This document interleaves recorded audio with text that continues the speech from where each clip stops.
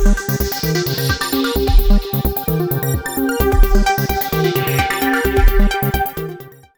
आप देख रहे हैं वॉइस ऑफ उत्तराखंड और मैं हूं आपके साथ मयंक गौड़। वक्त हो गया है दिन भर की बड़ी खबरों का। सबसे पहले एक नजर हेडलाइंस पर। यूके घोटाले पर फिर भड़की कांग्रेस, सरकार पर युवाओं के भविष्य बेचने का लगाया आरोप। स्वयं सहायता समूह को राशन न बेचने के फरमान पर विपक्ष नाराज, कहा महिलाओं की पीठ पर हुआ है कुठाराघात। देहरादून में 2 स्मैक तस्कर गिरफ्तार, तस्करों के पास मिली 8 लाख रुपए की स्मैक। चंपावत में फिर आया मास हिस्टीरिया का मामला, स्कूल में अचानक चीखने लगी बालिकाएं। और अब खबरें विस्तार से। उपनेता प्रतिपक्ष भुवन कापड़ी ने सरकार की नाकामियों को गिनाते हुए यूके द्वारा की गई भर्ती में कई गंभीर आरोप लगाए हैं। उन्होंने कहा कि सरकार काबिल युवाओं के भविष्य को बेचने की कोशिश कर रही है। देखिए, हमने कांग्रेस पार्टी, बेरोजगार संगठन, उत्तराखंड की जनता ने बड़े संघर्ष के बाद यूके के घोटाले को खोला। जो भर्तियां बेची गई हैं उसका भ्रष्टाचार सामने आया और भर्तियां यूके को चली गई और तभी पता चलता है कि उत्तराखंड लोक सेवा आयोग में ही भ्रष्टाचार है। पॉलिटेक्निक प्रवक्ता का 2015 में जो एग्ज़ाम हुआ है, उनकी नियमावली है कि 1 से 5 पद है तो उसके सापेक्ष 5 गुने लोगों को बुलाया जाए और 6 से 10 में 4 गुने और 10 से ऊपर, अगर 11 से ऊपर है तो उसमें 3 गुने लोगों को बुलाया जाए। तो एक सीट होने पर 5 लोगों को बुलाना चाहिए था, उन्होंने 8 को बुलाया और 8वें का सिलेक्शन कर दिया। तो साफ भ्रष्टाचार दिख रहा है। ACF की परीक्षा में जो कॉपी RTI से मांगी है, उस कॉपी में साफ ओवर राइटिंग कटिंग दिखी है। सरकार के स्वयं सहायता समूह को राशन न बेचने के फरमान पर कांग्रेस ने कहा कि सरकार स्वरोजगार करने वाली महिलाओं के पेट पर लात मार रही है। उत्तराखंड प्रदेश कांग्रेस प्रोफेशनल की उपाध्यक्ष सुजाता पॉल ने प्रेस कॉन्फ्रेंस के माध्यम से कहा कि पहले तो सरकार ने ही इन समूहों को गर्भवती और धात्री महिलाओं को पौष्टिक आहार बांटने का कॉन्ट्रैक्ट दिया था और बाद में वो कॉन्ट्रैक्ट सस्ते गल्ले के दुकानदारों को दे दिया। इससे पता चलता है कि सरकार दोगली है। बीएसएफ के institute of adventure and training centre में 58वां स्थापना दिवस हर्षोल्लास के साथ मनाया गया।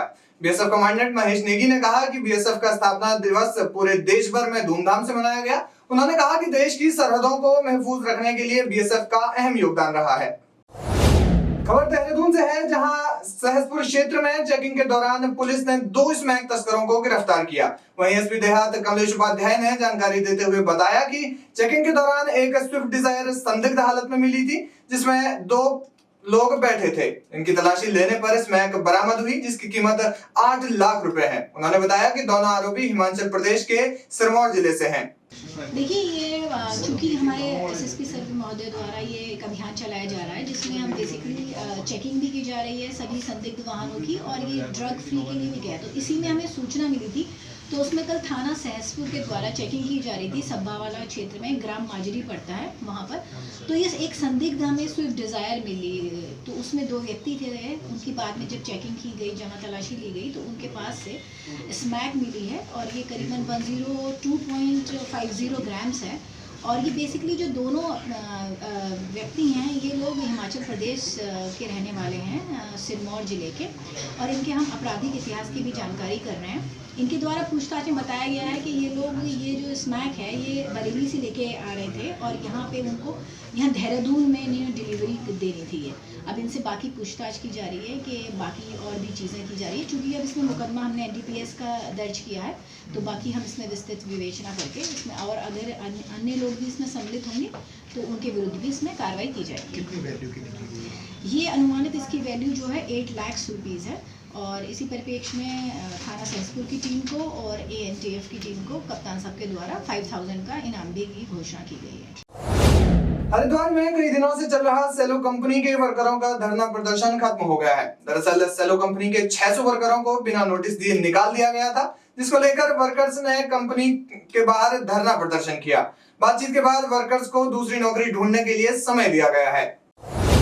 चंपावत जिला मुख्यालय से 93 किलोमीटर दूर स्थित पार्टी विकास खंड के जीआईसी रमक ग्राम सभा विद्यालय में कुछ छात्राओं के साथ इन दिनों अजीब सी घटनाएं हो रही हैं। सूचना के अनुसार बीते 10 दिनों से विद्यालय में छात्र छात्राओं के साथ रोने, चीखने और कक्षाओं से भागने की घटनाएं हो रही हैं। बीते कई दिनों से कई अलग अलग छात्राएं ऐसी हरकतें कर रही हैं। अभिभावक इसे दैवीय प्रकोप बता रहे हैं, जबकि शिक्षा विभाग और स्वास्थ्य विभाग ने इसे मास हिस्टीरिया बताया है।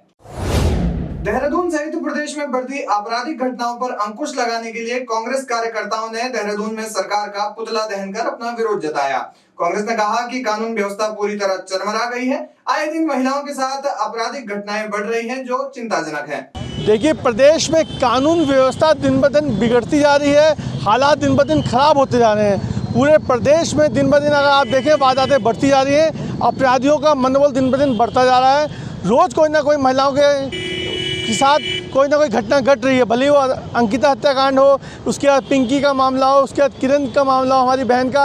अब हाल फिलहाल में कारगिल चौक में भी एक लड़की पे फायर किया गया है और पुलिस जो है कुछ नहीं कर रही है और सरकार सोई हुई है। हरिद्वार में प्रशासन ने अतिक्रमणकारियों पर बुलडोजर चलाया है। उत्तरी हरिद्वार क्षेत्र में सिंचाई विभाग की 2.5 हेक्टेयर जमीन अतिक्रमण से मुक्त कराई गई है। सिंचाई विभाग के अधिकारियों के साथ पहुंची पुलिस और प्रशासन की टीम ने मौके पर मौजूद स्थायी और अस्थायी अतिक्रमण तोड़ डाला। इस दौरान अतिक्रमणकारियों और अधिकारियों के बीच कहासुनी भी हुई। धर्मांतरण कानून के सख्त किए जाने के बाद हरिद्वार के साधु संतों ने धामी सरकार के इस फैसले का स्वागत किया है और फैसले को ऐतिहासिक बताया है। धामी सरकार का आभार व्यक्त करते हुए साधु संतों ने कहा कि इससे प्रदेश भर में धर्मांतरण पर रोक लगेगी। क्योंकि उत्तराखंड एक छोटा सा राज्य है जो हिंदू धर्म के बहुत बड़े धर्म स्थानों का अपने आप में एक महत्वपूर्ण स्थान है, 4 धाम। और यहाँ अल्पसंख्यक समुदाय के भी लोग काफ़ी मात्रा में मैदानी क्षेत्रों में रहते हैं, तो वहाँ किसी भी प्रकार का कोई यहाँ सौहार्दपूर्ण वातावरण है। लेकिन अगर बलात्पूर्वक धर्म परिवर्तन किया जाता है, विधानसभा में सर्वसम्मति से इस प्रस्ताव को पास किया।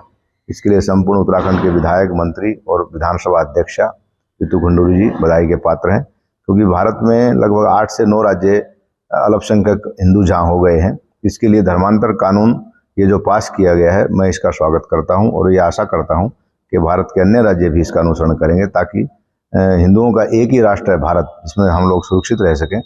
धर्मांतरण किसी भी समस्या का समाधान नहीं है, लेकिन लोभ से, लालच से, बलात्पूर्वक अगर ये किया जाता है तो ये दंडनीय अपराध होना चाहिए और इसमें जो धाराएं शामिल की गई हैं वो प्रशंसनीय हैं। विश्व का एकमात्र धर्म प्राण देश आज वहां पर धर्मांतरण के लिए ईसाई और मुस्लिम कुटिल चालें चल रही हैं। मुख्यमंत्री श्री पुष्कर सिंह धामी ने जो सदन में धर्म निरपेक्षता को समाप्त करने के लिए धर्मांतरण कानून को कठोर बनाया है, इसके लिए मैं उन्हें साधुवाद, आशीर्वाद देता हूं और मैं अपेक्षा करता हूं देश के और भी प्रांत अनुकरण करेंगे। खटीमा में शहर की मुख्य सड़कों और हाईवे पर एसडीएम रविंद्र बिष्ट तथा नगरपालिका प्रशासन की संयुक्त टीम द्वारा अतिक्रमण हटाओ अभियान चलाया गया।